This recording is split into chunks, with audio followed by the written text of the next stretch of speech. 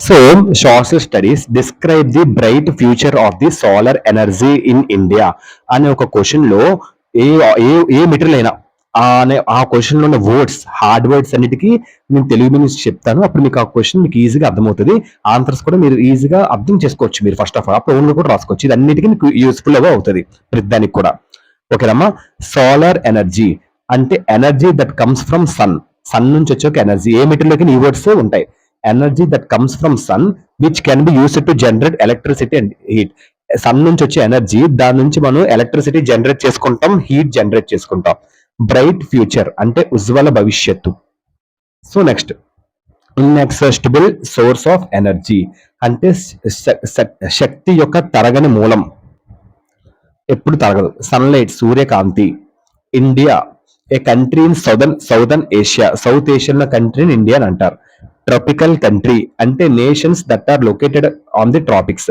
Tropics దగ్గర nations అనేవి locate అయి ఉంటాయి. సో ట్రాపిక్స్ అంటే ఏంటి? South north middle place, south కి నార్త్ కి ఉన్న మిడిల్ ప్లేస్ ని ట్రాపిక్స్ అంటారు. ఓకేనమ్మా. నెక్స్ట్, డెవలప్మెంట్ అభివృద్ధి.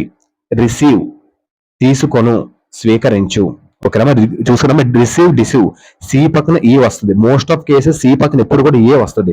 ఎక్కడో 10% మారొచ్చేమో కానీ సి పక్కన ఎప్పుడు కూడా ఈతోనే ఎక్కువ ప్రారంభం అవుతుంది. బిలీవ్ ఎల్ఐ ఈ వస్తుంది బిలీవ్ కి. ఓకేనా. అలా చిన్న చిన్న ఎర్రర్స్ చెక్ చేసుకోవచ్చు. యాన్యువల్లీ అంటే వార్షికంగా, సంవత్సరానికి అలా. జనరేట్ అంటే తయారు చెయ్యు. 20 MW అంటే large unit of power that measures rate of energy.